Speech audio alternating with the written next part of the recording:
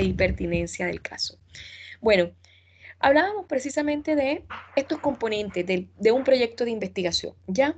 Y el proyecto de investigación claramente tiene una introducción, por supuesto también tiene un eje estructural, siempre se va a hablar de dos ejes estructurales, que son el planteamiento del problema, ya también lo veíamos anteriormente con la importancia, con la situación del problema, que la forma más básica o técnicamente más fácil para nuestros estudiantes es plantear una pregunta-problema, porque la pregunta-problema se viene a configurar como ese eje o esa necesidad de absolver ese interrogante como tal.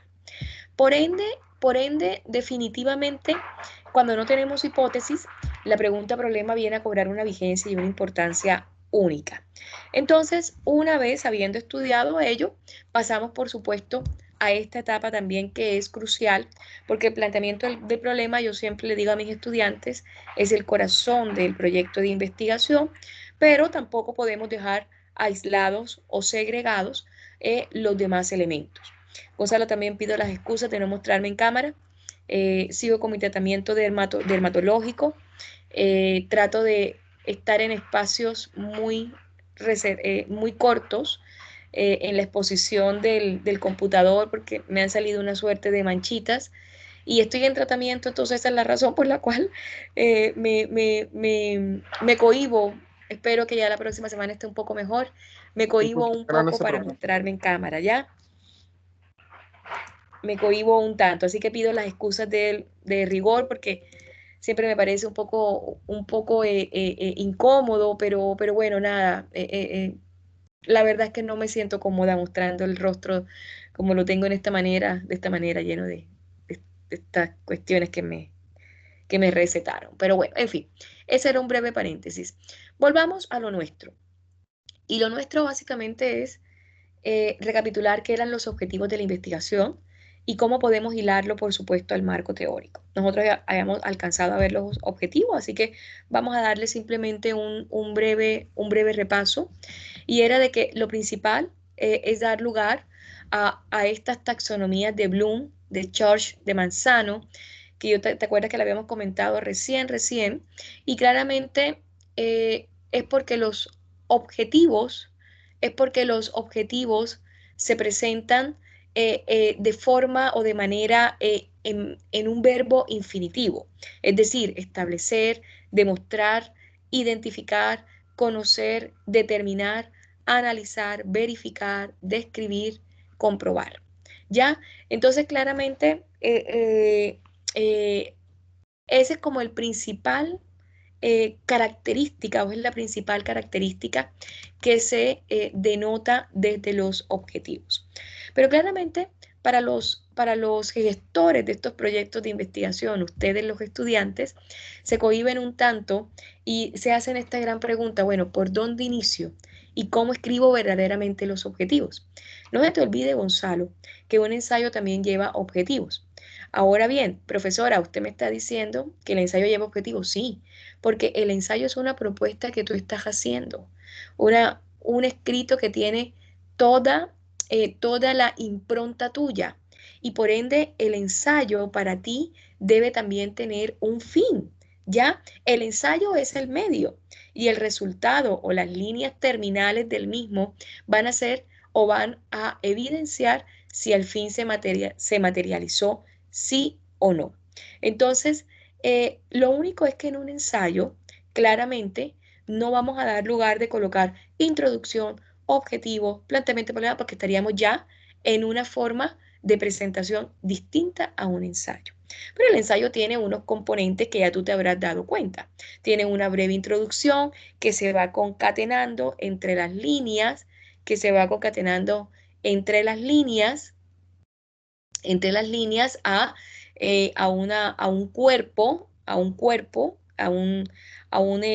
marco, si me permites el término, y posteriormente se va desencadenando en una suerte de conclusiones como tal. Entonces, ¿cómo se escriben los objetivos? Los objetivos se redactan comenzando en esta categoría de verbos infinitivos. Deben ser claros, deben ser concisos, deben ser precisos.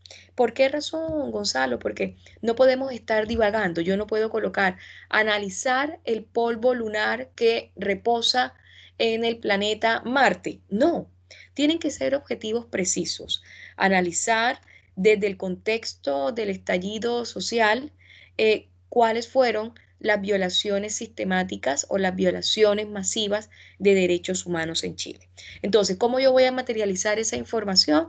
A través de todas las fuentes u órganos que recaudaron cualitativa y cuantitativamente cuántas personas sufrieron pérdidas de las órbitas oculares, cuántas personas fueron torturadas, cuántas personas fueron detenidas injustamente.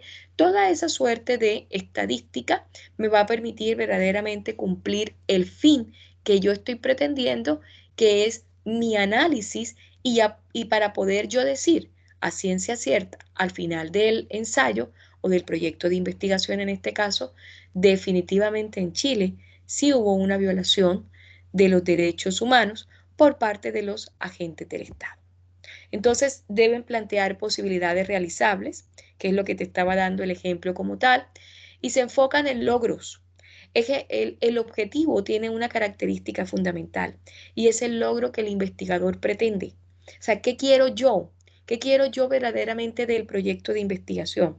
Y no en procesos, no en actividades. Muchos estudiantes cometen este error y esta frase de cajón que es muy usual. Analizar desde la práctica cuáles son las condiciones en las cuales viven los migrantes. Si vas a analizar las condiciones de vulnerabilidad en este caso, ya, o de hacinamiento en este caso también puntual, de determinados migrantes, tendrás que hacerlo desde la práctica, Gonzalo. Tendrás que trasladarte imperativamente y necesariamente tendrás que trasladarte a algún tipo de campamento, algún tipo de toma, algún tipo de comunidad, algún tipo de barrio o de zona a donde ellos particularmente residen, para que puedas evaluar y analizar verdaderamente las condiciones de hacinamiento que desencadenan, por supuesto, en una condición de vulnerabilidad. ¿Ya? Entonces, esos son los logros, pero los procesos, las actividades están inmersas en ese logro. Ya no hay necesidad de darles tanto protagonismo en la redacción de los objetivos. ¿Ya? ¿Por qué? Porque lo que se le debe dar realce, por supuesto, es lo que tú pretendes lograr con el objetivo, ya sea general o el objetivo específico. Un objetivo general pudiese ser aprobar derecho procesal en el año 2020. ¿Ya? El objetivo específico, ¿cuál va a ser? Va a estar hilado al objetivo general. Mantener al día los ejercicios o las actividades indicadas por los docentes de derecho procesal, practicar los exámenes de prueba una semana antes de los exámenes reales, hacer las preguntas que se consideren necesarias o realizar las preguntas que se consideren necesarias para poder entender los temas nuevos abordados en el derecho procesal.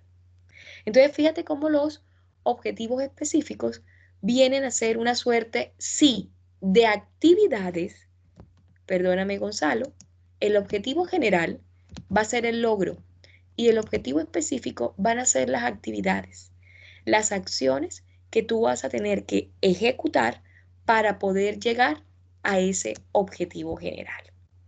Entonces, por ejemplo, el objetivo general, diseño un modelo sanitario para garantizar un manejo ecológico de los residuos sólidos de la ciudad de Milagro.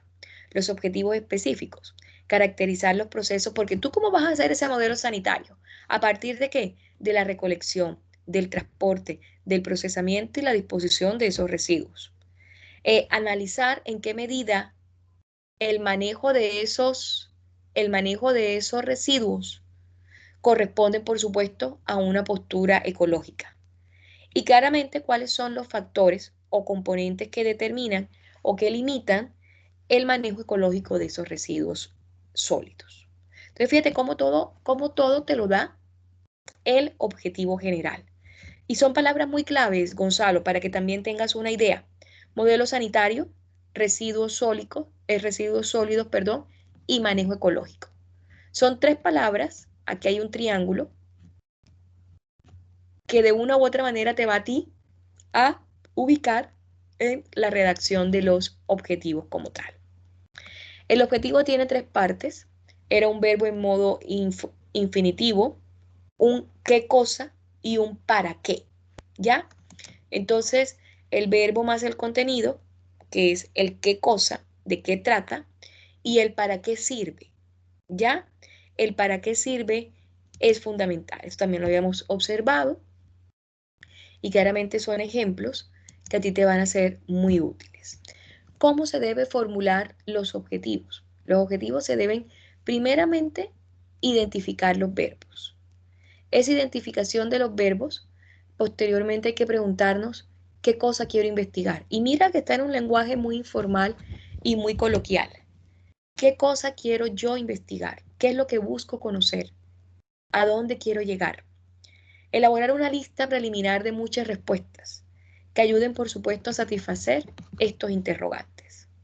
Tomado ello, entenderemos o determinaremos cuáles van a ser las acciones que se van a realizar como investigador para yo poder dar respuesta en mi proyecto de investigación más adelante a estas preguntas.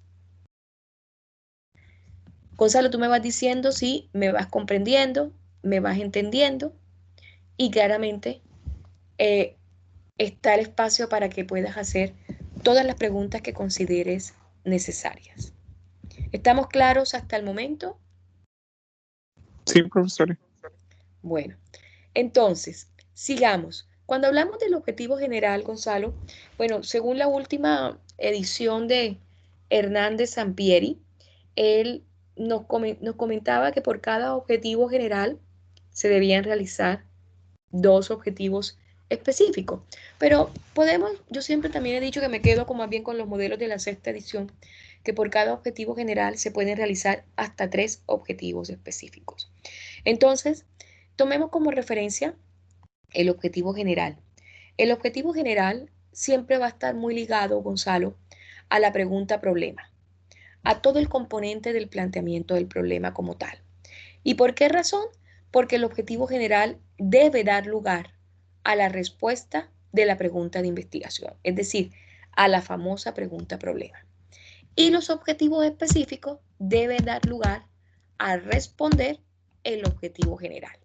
Por eso es que el objetivo específico está dirigido o está determinado por acciones, actividades que van a materializar los logros del objetivo general.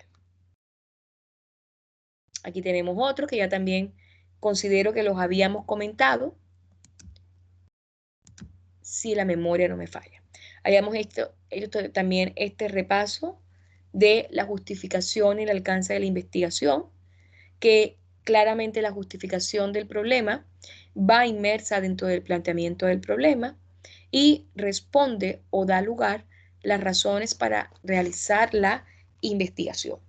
Que una de las formas que también alimenta la justificación es la delimitación de la investigación, y esa delimitación va en un orden espacial, temporal y social. También elementos, Gonzalo, la delimitación del problema de investigación que te va a también en el ensayo que vas a construir a determinar exactamente cuál va a ser el ámbito de realización o de redacción del texto o del escrito como tal. Eso sí, tenemos un ámbito social, eso refiriéndonos por supuesto al estallido social, a la migración, si tenemos un ámbito temporal, ahora que estamos frente a la construcción de una nueva carta política, que claramente nos va a tocar a partir de los diferentes antecedentes históricos, en tratándose, por supuesto, de las principales cartas políticas que ha tenido Chile, la de 1925, la de 1933, la de 1957, la de 1980, que de una u otra manera, bueno, principalmente la de 1925 porque el resto fueron modificaciones, ¿no? O reformas de índole constitucional que no ameritaban, por supuesto, la expresión de una nueva carta política, la de 1925, cuando se crea la de 1980, pues por supuesto la deroga y entra en vigencia la Carta Política de 1980. Esos son espacios temporales, porque nos habla de el periodo de la investigación como tal. Y el ámbito o el ámbito espacial nos ubica, por supuesto, a esa porción geográfica, ¿no? A esa zona, a ese territorio en el cual se puede desarrollar la investigación como tal. Y es también hace parte de lo que hoy por hoy llamamos la delimitación del planteamiento del problema como tal, o la delimitación del problema como tal.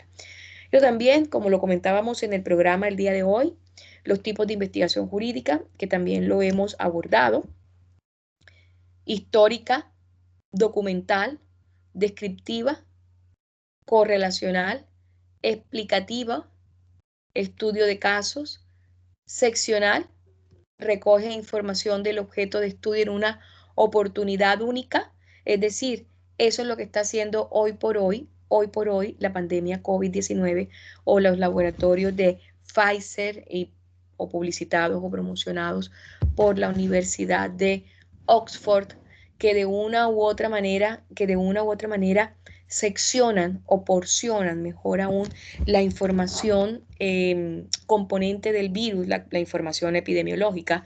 No vamos a entrar, por supuesto, en una materia más profunda cuando en ese caso puntual desconocemos cuáles son los componentes o las fases epidemiológicas en las cuales se debe producir la vacuna, pero cada una de esas fases porcionadas es una única oportunidad, por supuesto, de probar el virus como tal.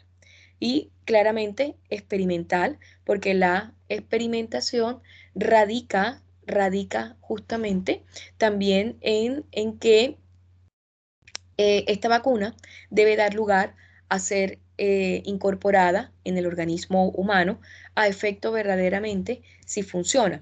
Recuerda que la fase de vacuna tiene una fase de placebo y posteriormente ya se implementa la vacuna como es. ¿Ya? Bueno, y ahora sí entramos a este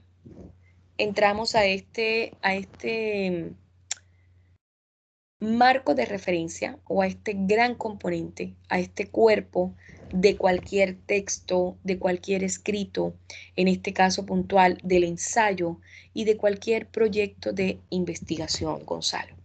El marco de referencia.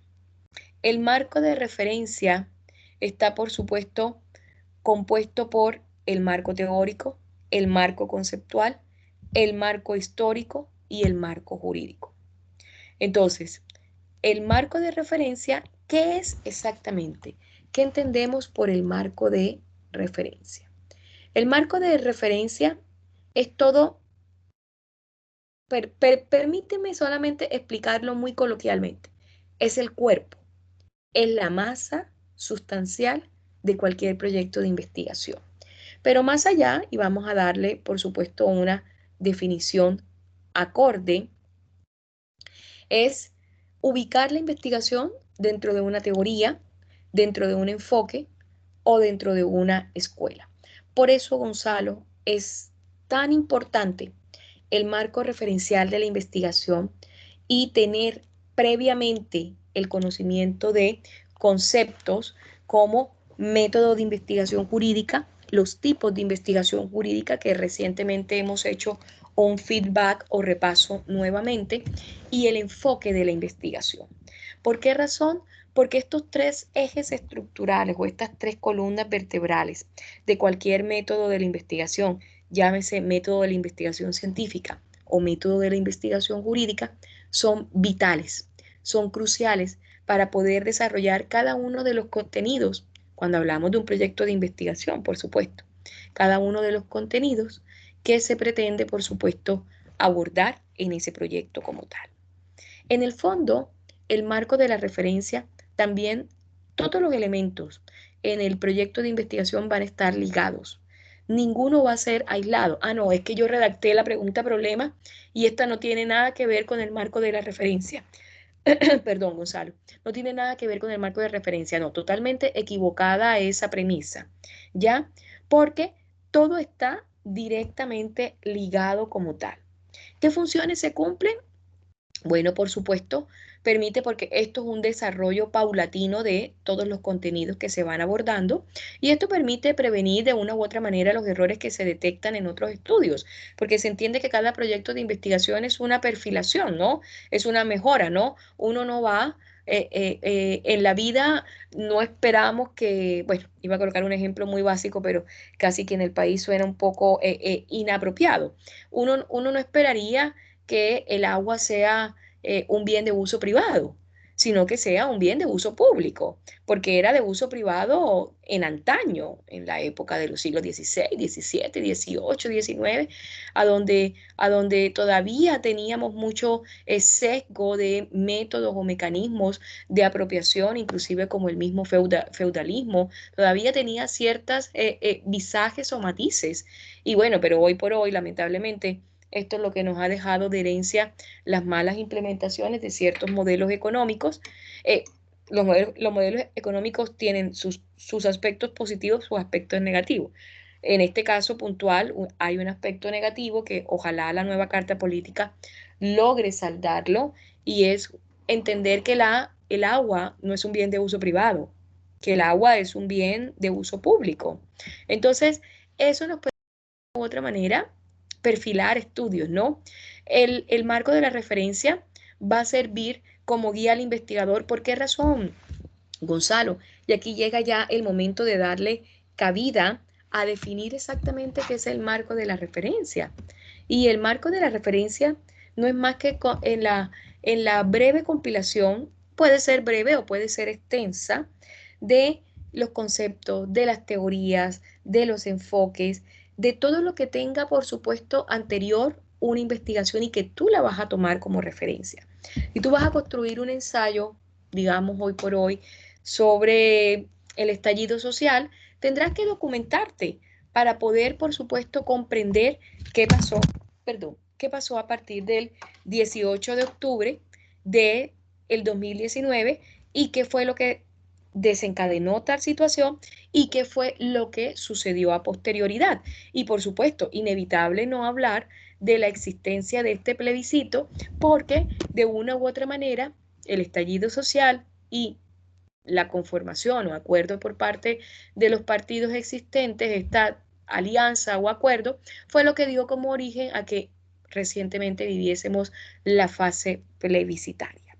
Entonces, y provee, por supuesto, un marco de interpretación de resultados que es fundamental por la sencilla razón de que en toda investigación debe tenerse unos resultados. Profesora, ¿cómo tengo los resultados?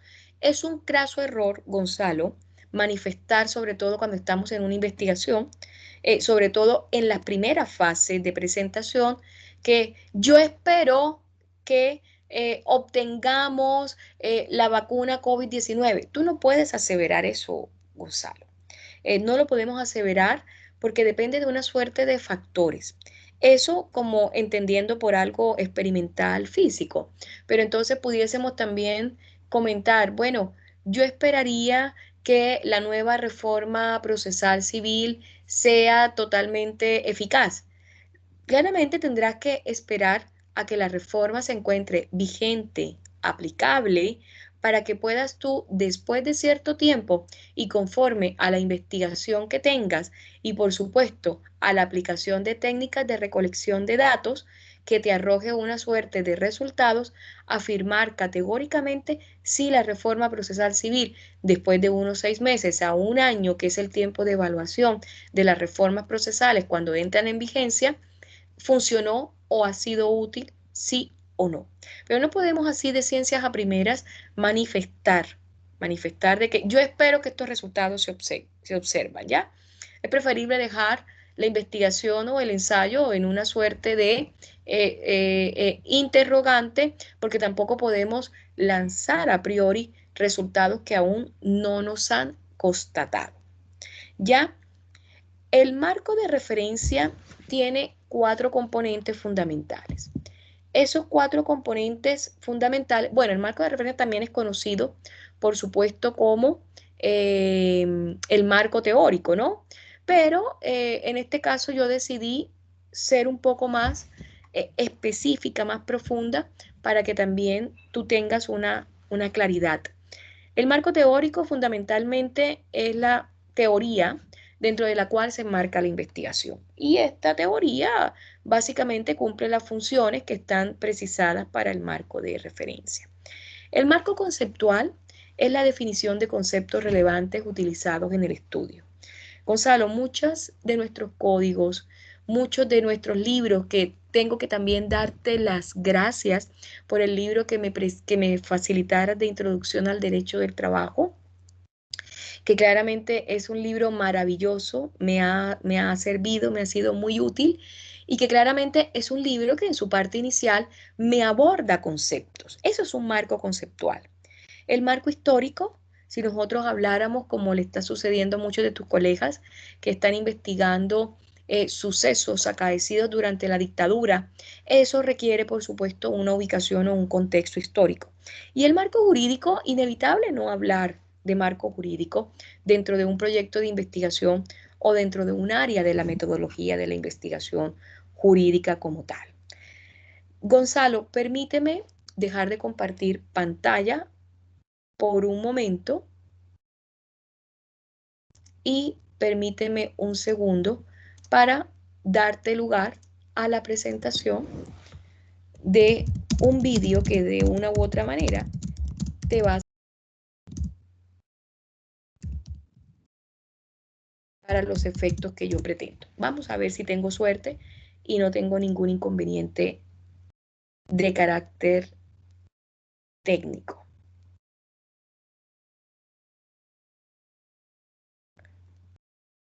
Bueno, vamos a ver.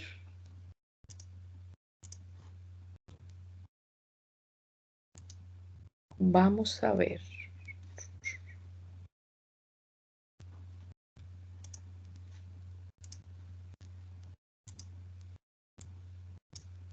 Regálame un segundo.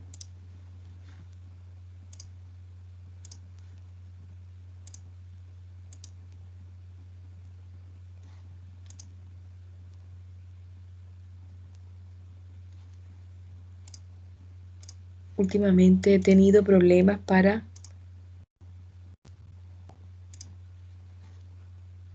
presentar, Gonzalo.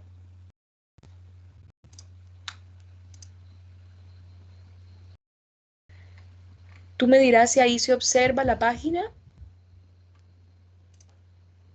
Sí, profesora, está en Google. ¿Y ahora? Sí, ahora se ve el video. Ya, muy bien. Entonces, escuchemos.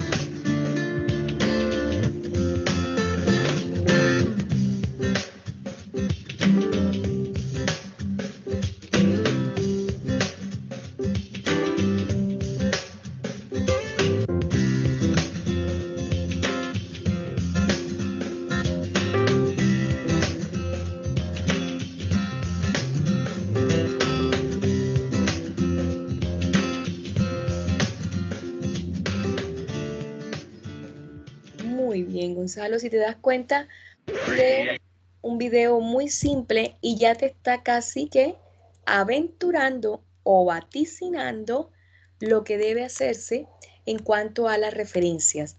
Y por supuesto que también te dio cabida a utilizar plataformas como Google Libros, Google Academic, Redalyc, que también lo vamos a ver cuando hablemos de fichas bibliográficas. Permíteme un último video también supremamente cortito. Tú me dirás si ahí se sigue presentando.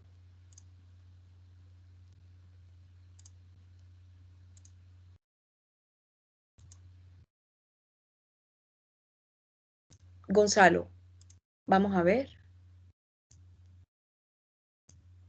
Sí, profesor. A ver, Ahí se sigue mm, presentando. ahora sí. Ya, ahora sí. Entonces vamos con este que también es sumamente interesante para dar cabida o cierre al marco de referencia que también es.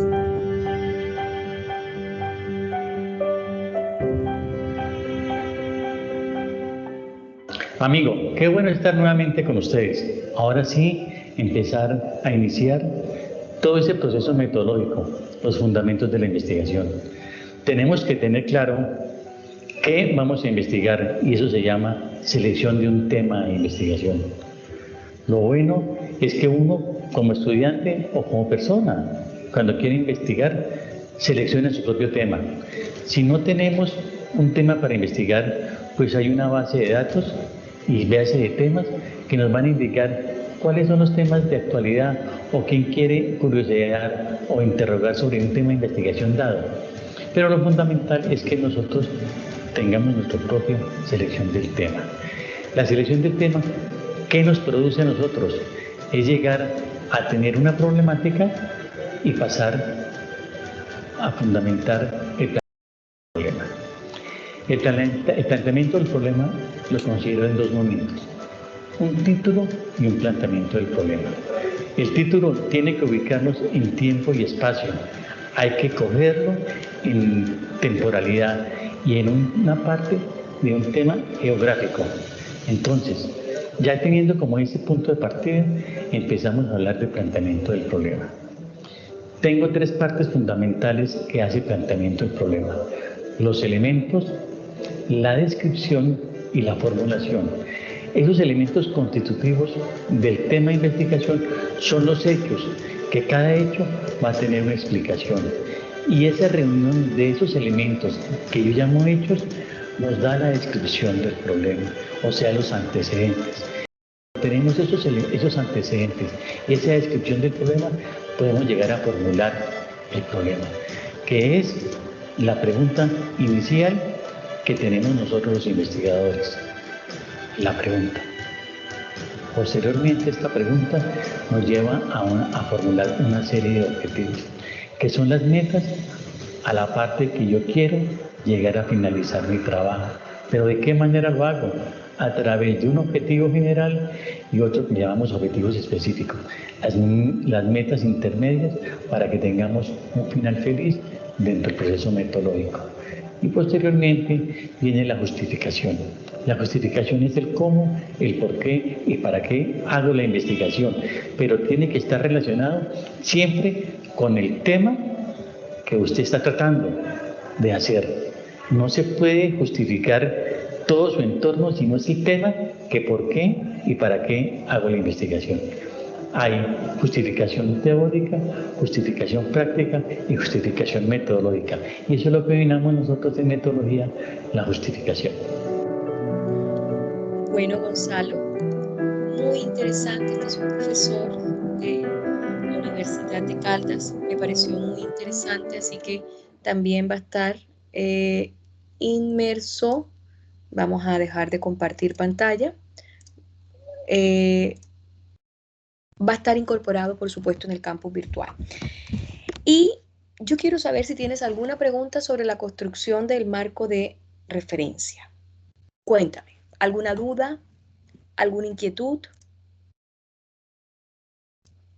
No, profesora, nada. Bueno, entonces vamos nuevamente con nuestra diapositiva. Vamos a a incorporarnos entonces en la famosa formulación de la hipótesis o en la hipótesis como tal, ya que la hipótesis pues es fundamental también. Vamos a ver si yo logro, no. Toca irme un poco más adelante. Y aquí está. Ya, bueno. Bueno, Gonzalo, estamos en la hipótesis, pero verdaderamente, ¿qué es la hipótesis? ¿Ya? La hipótesis es una teoría. La hipótesis es una tesis tentativa de lo que eventualmente podemos dar lugar a desarrollar en el proyecto de investigación como tal. La hipótesis tiene una suerte de eh, fases o etapas o construcción de la misma. Pero entonces, la hipótesis es esa guía específica que está buscando el investigador y que por supuesto a partir de la creación de esa teoría o nueva tesis, el investigador está buscando o está hallando nuevo conocimiento. Necesariamente la hipótesis debe dar lugar a probarse. En todo proyecto de investigación, la hipótesis debe dar lugar a probarse. No perder de vista, Gonzalo, que la hipótesis es tan importante o aún más que cualquier otra de las partes dentro del proceso investigativo. Por eso para ella requiere mucho más tiempo y casi se puede considerar que es el eslabón que interconecta lo investigado con lo esperado. Todos los resultados que tú quieres que aparezcan o que puedan suceder o acaecer en un proyecto de investigación están enmarcados dentro del contexto de la hipótesis como tal. ¿Por qué razón? Porque la hipótesis viene a ser, reitero, esa relación entre lo que se ha dado para desarrollar una idea sobre una determinada cosa, permíteme el término, y sobre lo que es el resultado como tal, desarrollando, por supuesto, un verdadero proceso investigativo entre la causa y el efecto.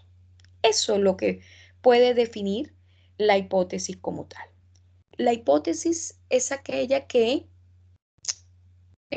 se basa en una presunción de algo que ya está investigado, pudiese ser, además de que nos facilita mucho el camino.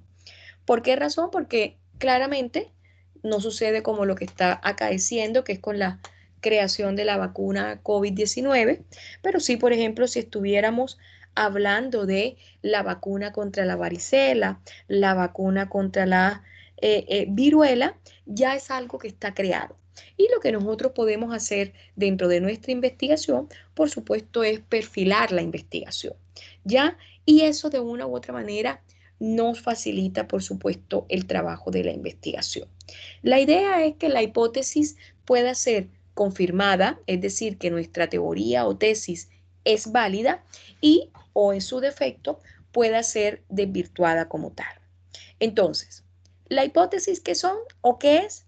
Afirmaciones o suposiciones, precisamente por lo tentativo de la naturaleza de la misma, que hace el investigador respecto del problema de investigación.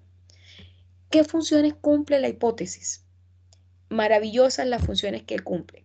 ¿Por qué? Porque si en el marco de la referencia estábamos dando forma al proyecto de investigación que nos permite saber si estamos cometiendo errores, si los podemos recapitular, por supuesto, claramente con la hipótesis podemos direccionar ese problema de la investigación, o sea, podemos direccionar esa pregunta-problema, podemos direccionar ese planteamiento del problema y, por supuesto, modelarlo o moldearlo a lo que nosotros queremos lograr con la investigación. Fíjate, cuando yo te hablo de lograr con la investigación, me estoy yendo o me estoy derivando a los objetivos generales. Identificar las variables, estas variables son las denominadas los factores que alteran la realidad o que alteran la investigación en un momento dado, y orientar, por supuesto, el uso de métodos y técnicas de obtención de la información. Claramente, todavía nos hace falta una mayor etapa o una seguida etapa, que son las técnicas de recolección de datos. Las vamos a ver muy por encima porque se ven a profundidad en la parte metodológica. Pero es importante que tú tengas la claridad de que para obtener resultados tienes que aplicar una suerte de técnicas de recolección de datos que te va, por supuesto, a orientar para obtener esa información. Las clases de hipótesis, que era lo que nos decía nuestro conferencista, y que está a disposición la presentación, es claramente que hay hipótesis nulas. En la investigación jurídica mucho se ha dicho que no hay hipótesis, que la pregunta-problema viene a cobrar ese protagonismo, que las hipótesis deben plantearse siempre en forma afirmativa o positiva, que porque las hipótesis nulas en la investigación jurídica no existen, pero las hipótesis nulas no los llevan a ninguna resolución. Y en derecho, recuerda Gonzalo, que requerimos y necesitamos certezas jurídicas.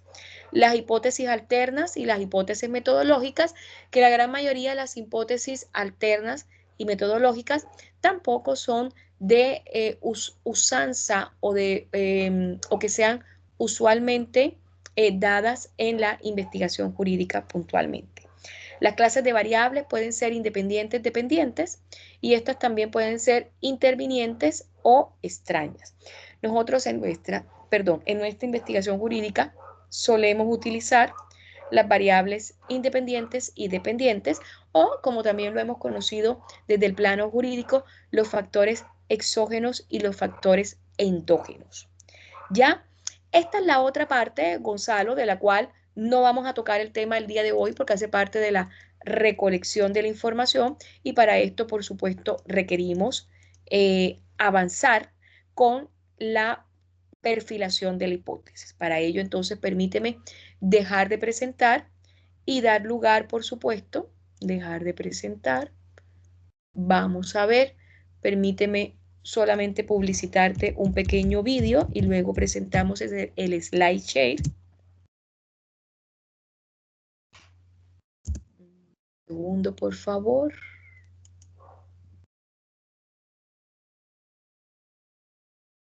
Y aquí vamos. Un segundo, Gonzalo.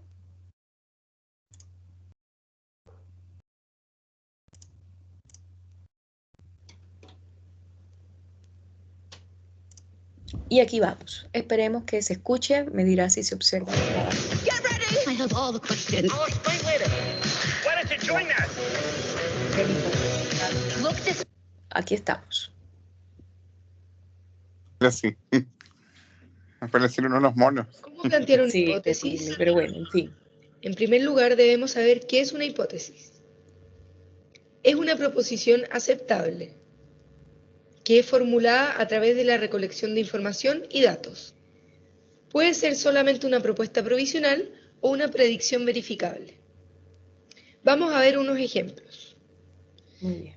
Ejemplo 1, el perro. Nuestro primer paso es la observación de los hechos. A partir de esta observación, nosotros podemos formular una hipótesis. El perro se comió la comida del plato. Ahora debemos analizar los hechos para comprobar si esa hipótesis es cierta. El plato está vacío. Un perro está junto al plato. El perro mueve la cola. La boca tiene restos de comida. Este análisis nos ayudaría a comprobar que nuestra hipótesis es correcta. Ahora vamos con un ejemplo más complejo de un aspecto de la Revolución Francesa. Observación de los hechos. En 1789 es la toma de la Bastilla por hombres del Tercer Estado. El mismo año es la formación de la Asamblea Constituyente. En 1791 es la formación de la Asamblea Legislativa. Y en 1793 los reyes de Francia son ejecutados en la Plaza de la Revolución. Formulación de una hipótesis. Por ejemplo, podríamos decir, la revolución que estalla en 1789 es producto de un descontento del Tercer Estado hacia la monarquía francesa y su forma de gobernar. Para comprobar si esto es verdad, debemos analizar los hechos. En el Tercer Estado hay descontento con la situación de Francia. toman acciones en contra de eso para poder cambiar las cosas. Intentan organizar nuevas formas de gobierno a través de esas asambleas. Acaban con el poder de la monarquía degollando a los reyes, lo que tiene un significado literal y simbólico para el pueblo francés. Este análisis de hechos nos llevaría a comprobar en parte que la revolución estalló por un descontento hacia la monarquía francesa y su forma de gobernar. Ahora, en el caso particular del trabajo de ustedes, primero tienen que revisar los tratados de paz de Chile y sus países vecinos, y después, a partir de los datos que encuentren, aventurar una hipótesis sobre algún tema. Por ejemplo, la diplomacia de Chile, la defensa de límites, las relaciones con Perú, Bolivia o Argentina, o la efectividad de los tratados. Es muy importante tener en cuenta que la hipótesis debe encontrar un sentido y explicación a partir de los hechos que se presentan. Y el análisis de los hechos confirma si la hipótesis es correcta o no. Muy bien, Gonzalo.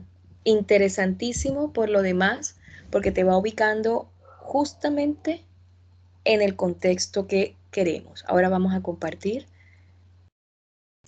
el slide share.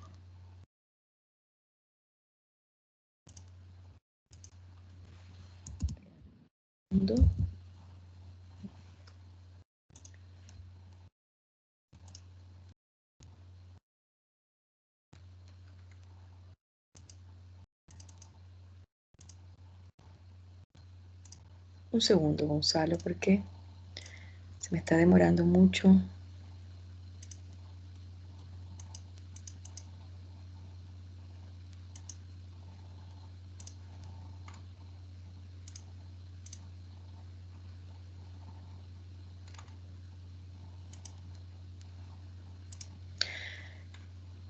Ay, mi Dios.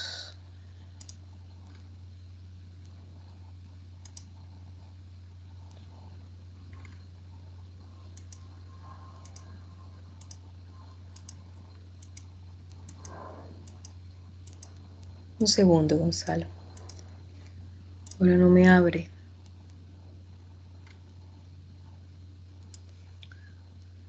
Vamos a ver.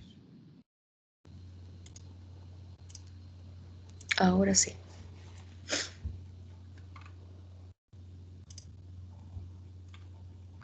Bueno, ahí estamos. Vamos a ver. Nuevamente y ahí estaríamos. Tú me dirás si se observa, Gonzalo.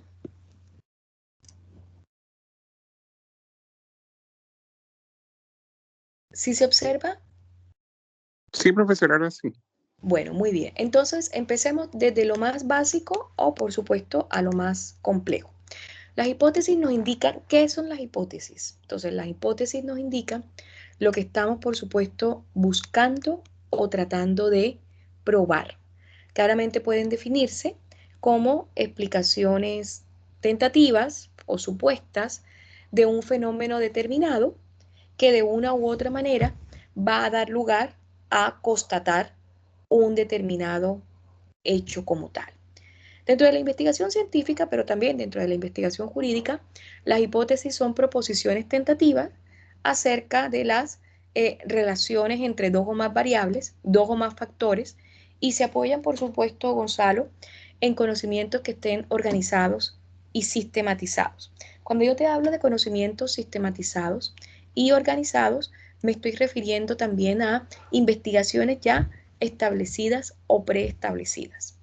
Ejemplos de hipótesis, y estos están encaminados más al área de salud, así que por lo demás creo que también puedan ser mayormente comprensibles para ti. El índice de cáncer pulmonar es mayor entre los fumadores que en los no fumadores. Eso es un hecho que está plenamente comprobado, científicamente comprobado. Ahora, ¿qué debes tú realizar en tu proyecto de investigación? Ratificar esa tesis, pero también explicar las razones por las cuales el cáncer pulmonar se produce con mayor presencia entre las personas que fuman. ¿Cuáles son los factores externos e internos que propician ello? ¿Y cuáles son los componentes de ese hecho que yo estoy afirmando en un momento dado? Claramente tendrá mucho que ver las producciones tabacaleras o la producción de tabaco y el consumo en aumento que tienen determinados grupos poblacionales del cigarrillo como tal, que es lo que desencadena al final el cáncer pulmonar. Esto que te estoy hablando son variables y la variable es precisamente como una propiedad, pero la variable también es un factor, la variable también es un componente que, como indica su nombre, puede variar, es decir, adquiere diferentes interpretaciones, adquiere diferentes valores y cuya variación claramente, Gonzalo, por eso es muy importante, la hipótesis no es algo alejado dentro del proyecto de investigación, por el contrario, está directamente relacionado con los objetivos, está directamente relacionado con el tipo de investigación jurídica y está directamente relacionado también con el enfoque de la investigación jurídica. ¿Por qué razón, Gonzalo? Porque las variables que complementan la hipótesis o que son estructurales de la hipótesis claramente son susceptibles de ser medidas, pero no solamente medidas desde el punto cuantitativo, también medidas desde el punto de vista cualitativo. Ejemplo de variables, por ejemplo, para ser un poco más clara, vamos a así está mejor, son el sexo, la motivación intrínseca hacia el trabajo, el atractivo físico, la religión, la agresividad verbal, la exposición a una campaña de propaganda política. Son factores que pueden alterar. Imagínate, coloquemos una situación. Donald Trump ha sido el 45º presidente en la historia de los Estados Unidos, con peores índices de popularidad. Eso debido al sexo fortuito que tuvo con una meretriz o prostituta. ¿Ya? Esa es una teoría, Gonzalo, que yo te estoy planteando, totalmente atípica, totalmente distinta a lo que solemos hablar en derecho como tal. Pero eso te decía, yo tengo verdaderamente que dar lugar a probarla. ¿Cómo la puedo aprobar? Muy seguramente no voy a tener los documentos más neófitos o más originarios para verdaderamente, si es que ya están eliminados por el FBI en dado caso, y que dieron lugar a que se filtrara esta información. Pero como se filtró la información, ya quedó la duda. Y esa duda es la que yo pretendo absorber. Y esa duda también al final, ¿cómo se absuelve o qué consecuencia tuvo? Que hoy por hoy Donald Trump no sea el presidente de los Estados Unidos, porque fue un presidente que se situó en un proceso mediático permanente y no se dedicó a gobernar. Ya son variables que por supuesto dan lugar a alterar la hipótesis como tal. ¿De dónde surgen las hipótesis? Claro. Pero profesora, bueno, Cuéntame. esta es como mi opinión personal, pero yo también encuentro que él realizó, por ejemplo, cosas históricas, como el acuerdo con Corea del Norte. ¿Ya? También creo que desde 1980 el primer presidente de que no empieza una guerra. ¿Ya? ¿Ok? Sí. Mira, Encuentro que eso fue como positivo en su positivo en él, gobierno. claro, Claro, pero tan positivo fue que recuerda que hasta hace, creo que tenemos apenas unas 48 horas de a ciencia cierta, tener algo de claridad de que Joe Biden es el presidente electo de los Estados Unidos y que Donald Trump, pues por supuesto, perdió esta contienda, pero no claro, es una pérdida de contienda menor, estamos hablando de 213 votos. O sea, no ganó, porque digamos también todo lo impopular que pudo haber sido, tuvo que haberle pasado la cuenta de cobro, que estas son teorías que yo estoy planteando, no estoy categorizando, yo realmente tengo que serte muy honesta, no soy partidaria del caballero porque me parece que la forma de gobierno no era la más adecuada, pero, pero indiscutiblemente tampoco podemos negar que Estados Unidos mira a América Latina para las elecciones, la voltea a mirar. Y cuando ya está en el trono, se olvida de ella, ¿ya? Entonces, a veces es muy peyorativo el tratamiento que Estados Unidos le da, por supuesto, a América Latina. Y este tipo Claro. de relaciones casi apéndice o simbióticas que surgen, por ejemplo, entre Colombia y Estados Unidos, ¿no? La dependencia de Colombia in extremis de Estados Unidos para combatir el narcotráfico.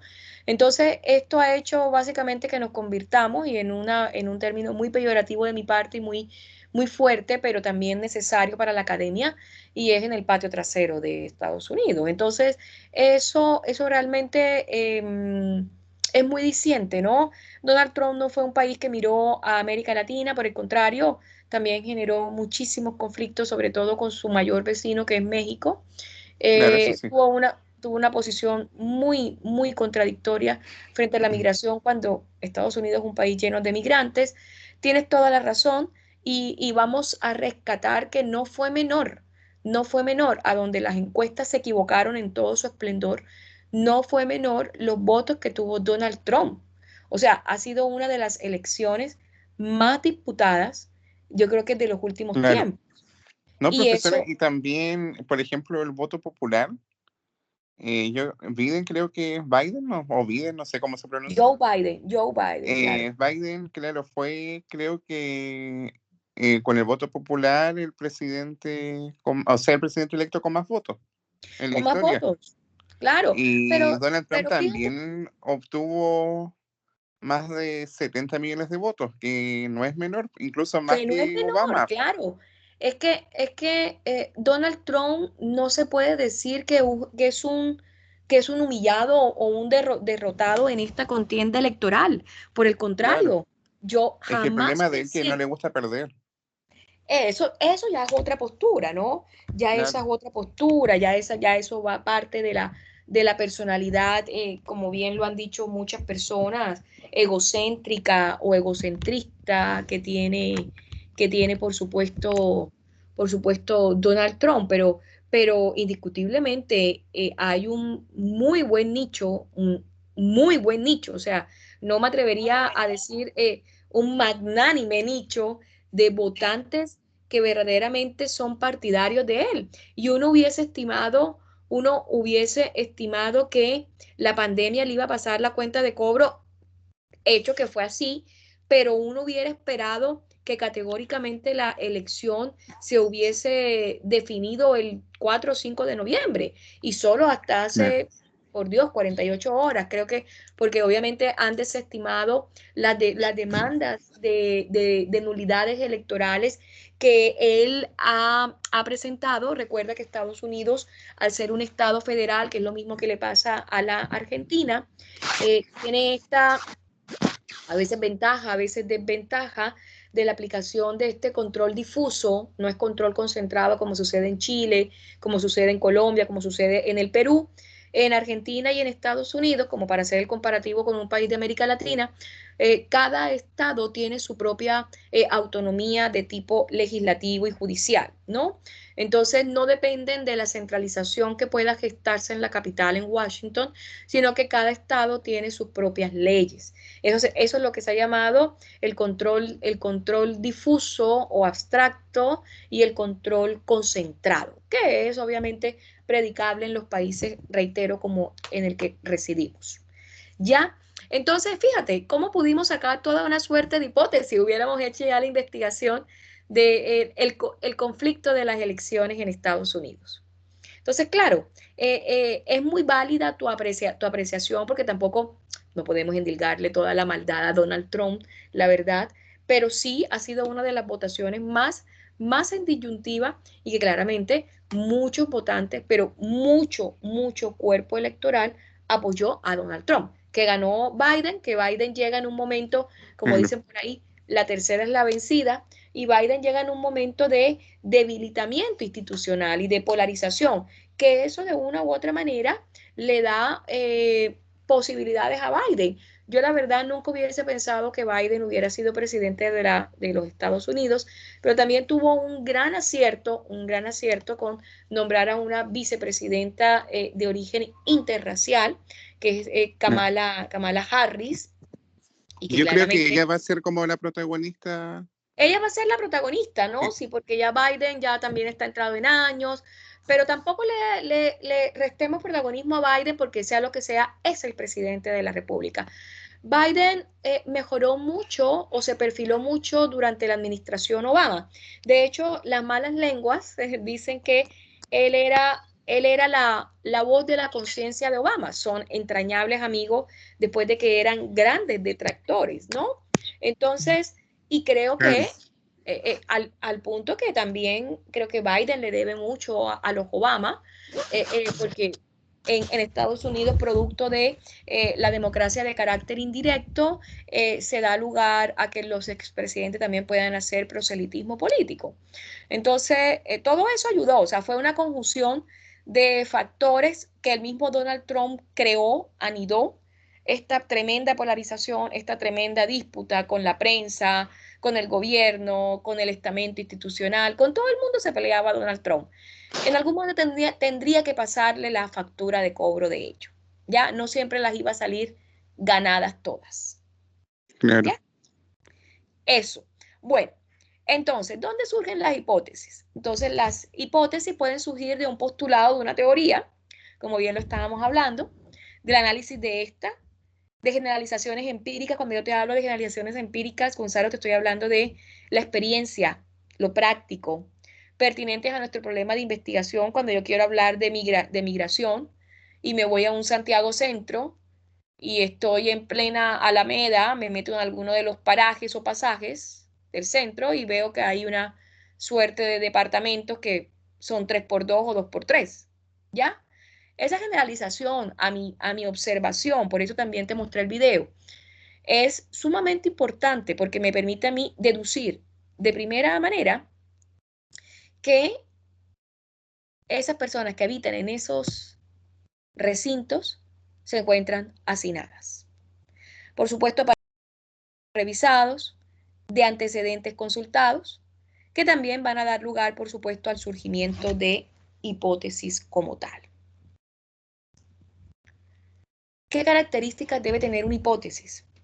Que sean correspondientes a la realidad, que entrerelacionen las respectivas variables o los factores de orden interno y externo, que sean medibles en su gran mayoría porque las mediciones nos permiten obtener a partir de los porcentajes históricos o de los porcentajes o de los números o de cifras, nos va a permitir las posibilidades de acceso a la PCU, las posibilidades de acceso a la gratuidad, los porcentajes de acceso a la escolaridad, los porcentajes de contaminantes del virus, los porcentajes de las poblaciones que están enfermas. Entonces, esas variables medibles o esos factores o componentes medibles nos van a permitir obtener esa información. Y las técnicas de recolección de datos o las técnicas que se utilizan para que esa hipótesis pueda ser probada, que es básicamente donde nos colocamos en el escenario de los resultados. Por eso la hipótesis sigue estando muy ligada al planteamiento del problema, a los objetivos de la investigación, al desarrollo del marco teórico y a los resultados principalmente. Existen diferentes formas o diferentes clases de hipótesis como tal. Vamos a tener la hipótesis de investigación, que es la que solemos nosotros utilizar, y es claramente la que se presenta la teoría planteando una suerte de dos o más variables en materia de investigación jurídica que cumplen, por supuesto, los requisitos anteriormente mencionados. Se le suelen simbolizar con hipótesis 1, hipótesis 2, hipótesis 3, de tal manera que permita establecer, por supuesto, esas relaciones.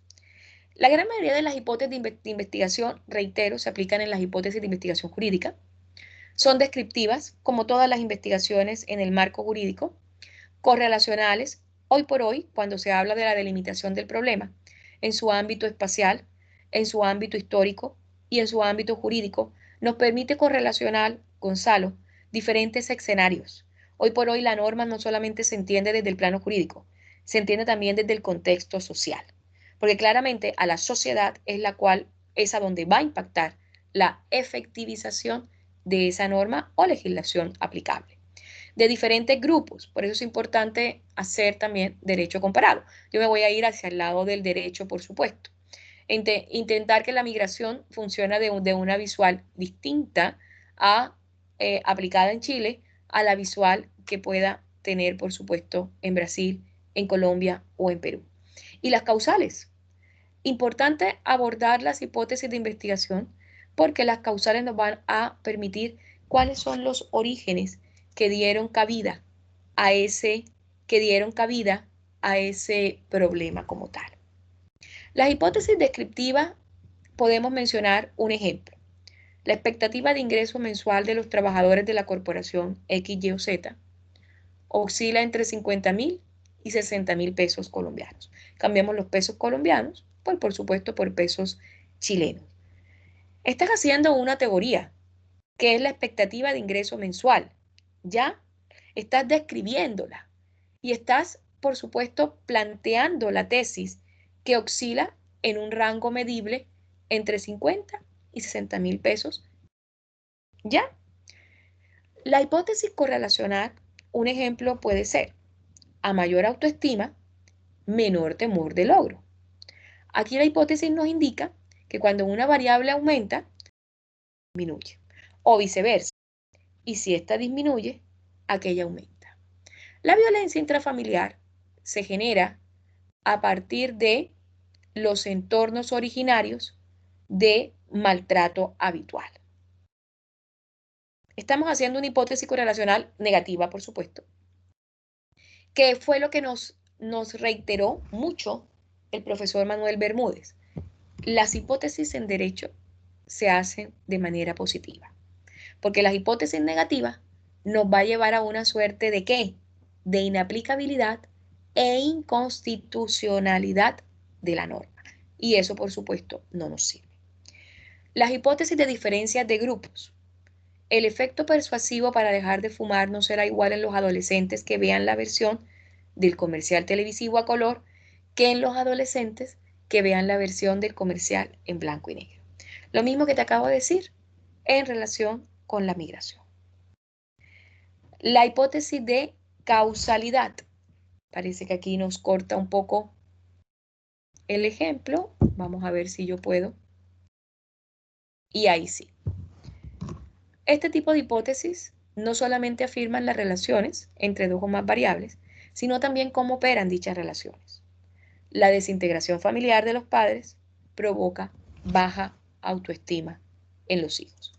Intentar un tanto de que no plantear hipótesis negativas, porque claramente no son de aplicabilidad, por supuesto, en las hipótesis en el marco de la investigación jurídica. Las hipótesis nulas no existen en la investigación jurídica. Por ende, nuestro conocimiento respecto de ellas simplemente va a ser de carácter teórico. Son en un sentido el reverso de las hipótesis de investigación, es decir, el planteamiento de todas ellas desde la versión negativa. La expectativa de ingreso mensual de los trabajadores de la corporación X, Y, Z no oscila entre 50 y 60.000 pesos chilenos. Es una hipótesis nula, descriptiva, pero que claramente su gran preponderante es que la plantea desde la versión negativa. Las hipótesis alternativas son posibilidades alternantes. Están en el medio o en el sándwich, si me permites el término, entre la hipótesis de investigación y la hipótesis nula. Simbolizan con la palabra técnica a, de haber, y solo pueden formularse cuando efectivamente hay otras posibilidades adicionales a la hipótesis de investigación o a la hipótesis negativa, llámese nula. El candidato W obtendrá en la elección para la presidencia del Consejo Escolar entre un 50 y un 60% de la votación total. El candidato W no obtendrá en la elección para la presidencia del Consejo Electoral entre un 50 y 60% de la votación total. El candidato W obtendrá en la elección para la presidencia del Consejo más del 60% de la votación total. Las hipótesis alternativas tienen una gran desventaja como tal, por su alternancia como tal. Y las hipótesis alternativas básicamente tienen el gran defecto de que no nos van a dar una respuesta certera. Es decir, nos va a mantener en una suerte de inestabilidad o incertidumbre que va a generar mayor proceso y mayor desgaste por parte del investigador como tal. Por supuesto, si se inclina hacia la hipótesis de investigación, claramente va a dar lugar a quizás a obtener una mayor resolución. Pero desde el plano de la investigación nula, no habrá lugar a que la hipótesis alternativa tenga cabida como tal. ¿Por qué? Porque en la hipótesis alternativa, reitero, el investigador debe dar lugar a la demostración o a la afirmación de su estudio. Por ese sentido, acoplarse a la hipótesis nula no le va a ser de ninguna utilidad como tal. Entonces, reitero, la hipótesis alternativa para la hipótesis nula no es verdaderamente efectiva, ¿ya? Porque la hipótesis nula nos plantea una suerte de incertidumbre o es más pequeño el valor hipotético que se le puede dar, por supuesto, en lo que se entiende en este concepto de hipótesis como tal. Reitero, ellas están en la mitad de la hipótesis nula, que es HO, entre la hipótesis de investigación, que es HI, y que ella se entiende como HA. ¿Cuándo se acepta una hipótesis alternativa? Las hipótesis alternativas se suelen aceptar cuando constatamos que la hipótesis HI, hipótesis de investigación, es cierta, y si se llegase a aceptar la hipótesis nula, en realidad no pudiésemos afirmar que la hipótesis alternativa sea cierta, porque lo que deja, por supuesto, o lo que se entiende por parte de lo que conocemos el área de metodología, es que hubo un error, porque se planteó desde la negación. Las hipótesis estadísticas es más fácil identificarlas.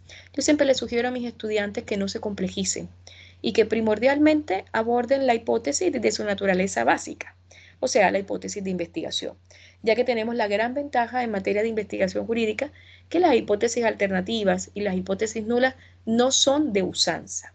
Ya, las hipótesis estadísticas están dirigidas a presentar, están inclinadas más hacia la hipótesis alternativa, pero tienen un fin de presentar investigaciones cuantitativas con números, con porcentajes y promedios. Hay tres tipos de hipótesis estadísticas que de una u otra manera también apoyan a la hipótesis de investigación y a la hipótesis nula, la HO, y es las de estimación, las de correlación y las de diferencias de medias. Las de estimación son hipótesis de carácter descriptivo, como también lo veíamos en el marco de la hipótesis de investigación, la que de una u otra manera nos permite describir a partir de los números una determinada situación o porcentaje o problema. Las de estimación, la estadística nos hace referencia al establecimiento de un promedio mensual. De todas maneras, la estadística siempre va a ser el instrumento para poder dar lugar a el establecimiento de la información cuantificada. Aquí tenemos un breve ejemplo que yo en lo particular, Gonzalo, trato de siempre de obviarlo porque la hipótesis estadística nosotros tampoco no la solemos utilizar en el marco de la investigación jurídica, sino que más bien utilizamos la técnica de recolección de datos o de información que son las estadísticas. Y en ese plano es mucho más fácil el entendimiento de los números, sobre todo que se asocia al enfoque cuantitativo. Y con eso hemos concluido, Gonzalo, en lo que se refiere, por supuesto, la hipótesis. Sin embargo, por favor, déjame una última presentación.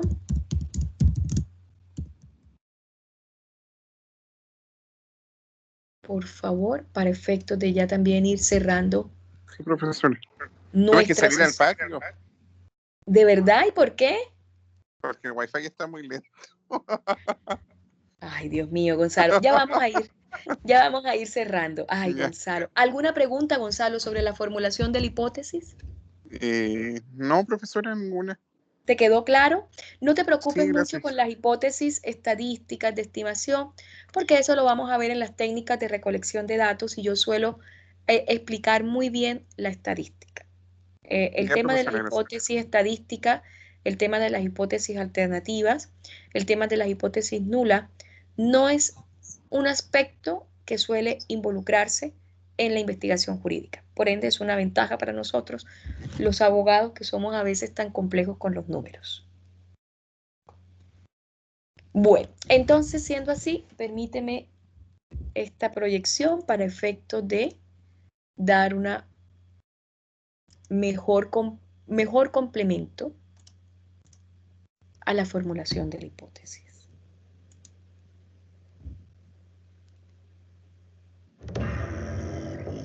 Show me the one whose safety deemed such destruction. Mandalorian, supongo. You must reunite it with its own kind. You expect me to search the galaxy? Dicen que es muy buena. Formulación de hipótesis. Las hipótesis son proposiciones.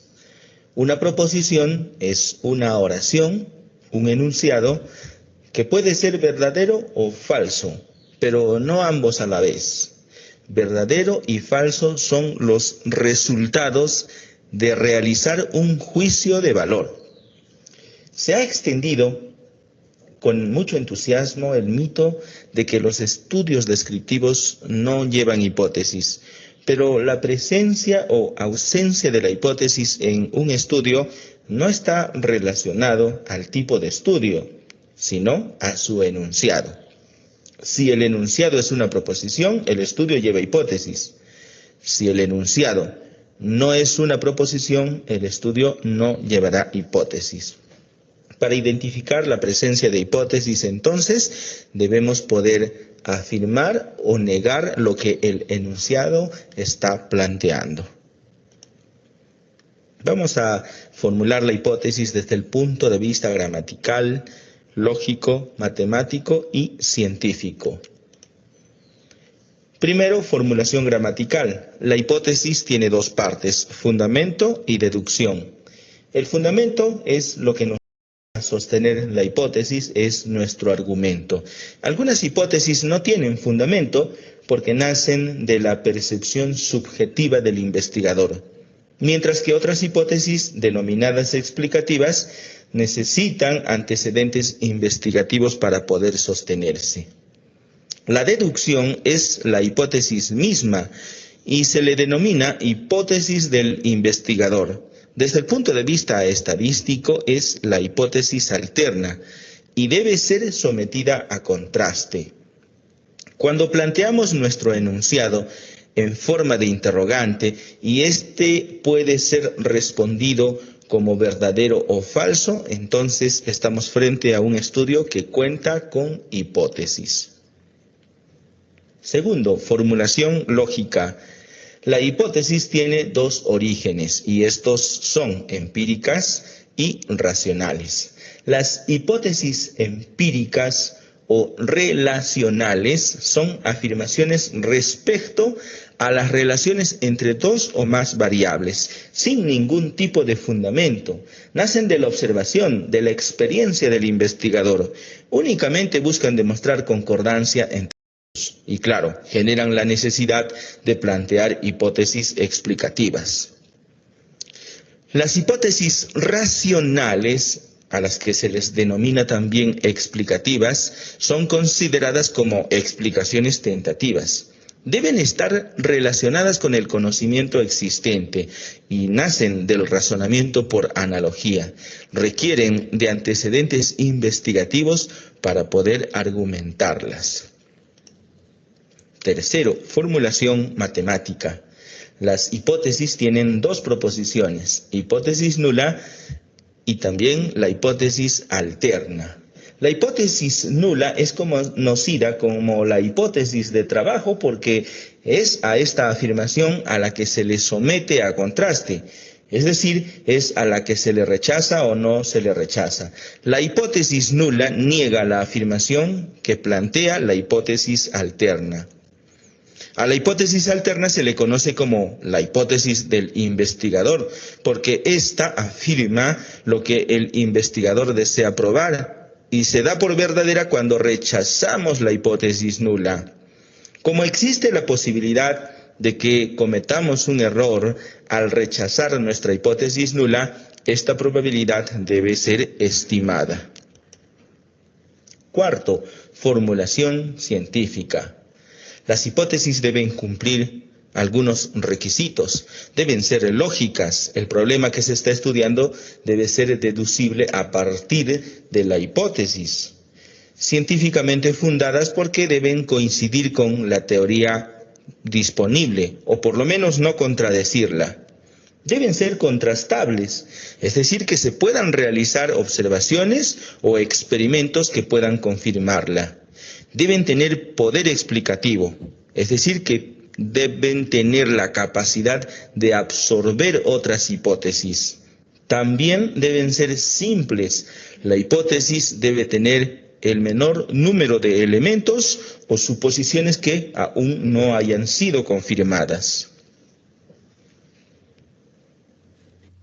Muy Hola, bien. pagar lo que Fíjate, quieras con tus Itaú puntos. Pórtate en itaú.cl. Itaú, hecho un para ti. segundo, ahora Comienza tu día con fitness. En sus 3 cantidad de... variedades, original, frutas, miel y almendras.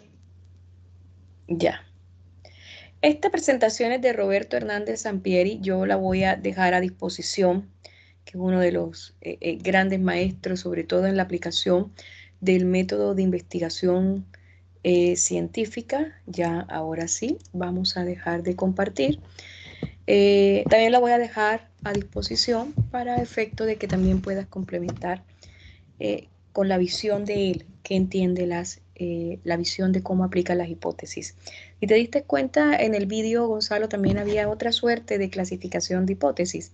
Y en efecto, la que más me llamó la atención, que quizás también porque me estaba siguiendo por el SlideShare, era por supuesto la hipótesis explicativa. Y la hipótesis explicativa, en efecto, también se da dentro del contexto de la investigación jurídica. Un ejemplo que pudiésemos plantear de la hipótesis explicativa como tal es a altísimos niveles de estrés, las personas o los hombres y mujeres generan patrones de comportamiento adictivo y excesivo como tal. Y estos comportamientos excesivo y adictivo se plantean, por supuesto, a través de todos los factores o componentes que tiene el estrés. Entonces, fíjate cómo estamos explicando. La ausencia de institucionalidad en Perú se debe, por supuesto, a una estructura estable de los poderes públicos, principalmente en lo que concierne al poder ejecutivo y al poder parlamentario. Son explicaciones y son tesis que tú vas a comprobar. ¿Y cómo las vas a comprobar? Empezando, por supuesto, con todo el derrotero de esto, de los actos de corrupción que se han visto en Perú, de las detenciones producto de esos actos de corrupción y que han desencadenado en detenciones de expresidentes y que de una u otra manera ha llevado, por supuesto, a una suerte de inestabilidades y esas inestabilidades se traducen en todos los aspectos del sistema político: educación, servicios públicos, vivienda, medio ambiente, empleo, alimentación, en todos los aspectos que compone el sistema político. Entonces, esa también, ahí, menos mal que presentamos el vídeo, yo escojo muy bien los videitos. La hipótesis explicativa sí es muy válida y muy valiosa en la investigación jurídica. Gonzalo, ya nos hemos extendido, pero era necesario, entendiendo por supuesto que en la sesión anterior estuvo esta ausencia. La próxima semana, si Dios así nos los permite, ya me pueda mostrar mejor en cámara, Iniciamos, por supuesto, con la aplicación de la rúbrica del ensayo, explicándola. Yo te la voy a aportar, adjuntar, y por supuesto la construcción de un ensayo para también ya dando cabida a que tú ya vayas perfilando el propio. Lo que siempre te he dicho, Gonzalo, hasta la fecha no tengo conocimiento de la selección del título o de la temática que vas a abordar.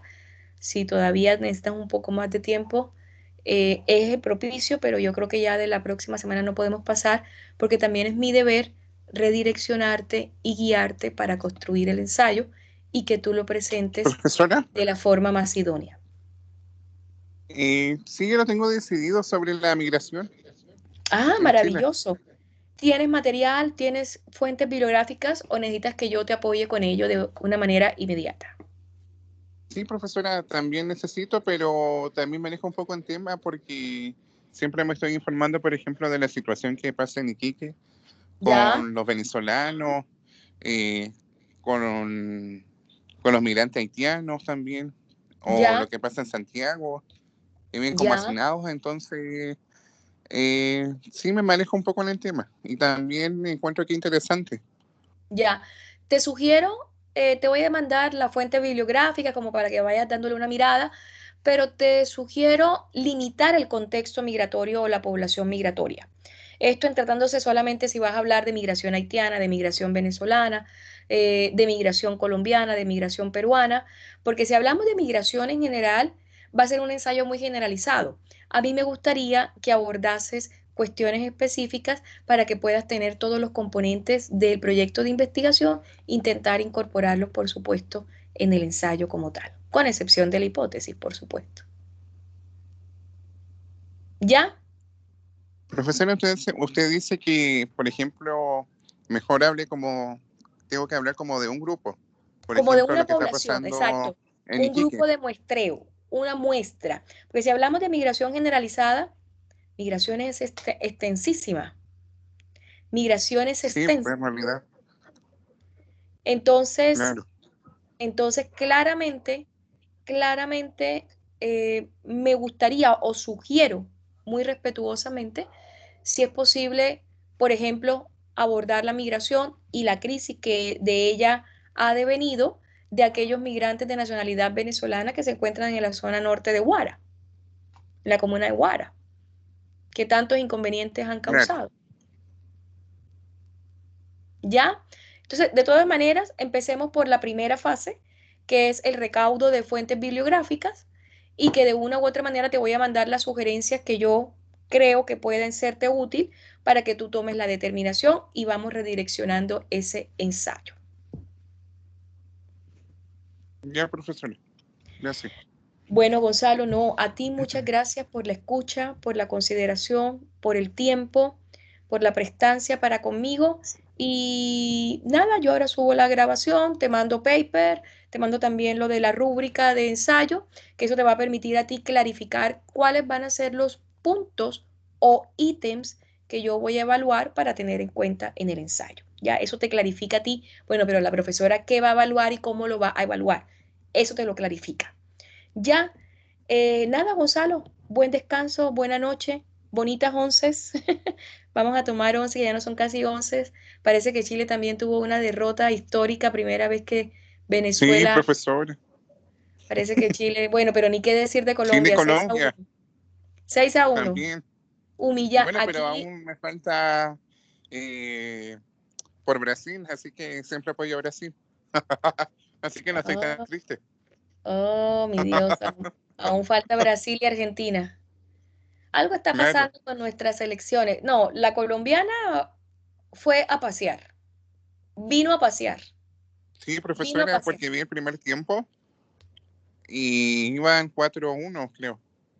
No, pero en el entretanto, mi esposo me hizo señas, me dijo 6 y yo, bueno, yo no lo vi, no vi el partido, no lo vi, la verdad, honestamente no lo vi, porque me decepcioné tanto con el anterior que sinceramente no, en absoluto no. Sí, bueno, estoy decepcionado de Chile.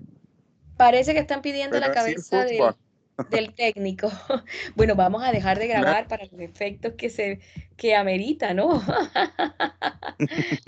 Ya. Bueno, Gonzalo, nada.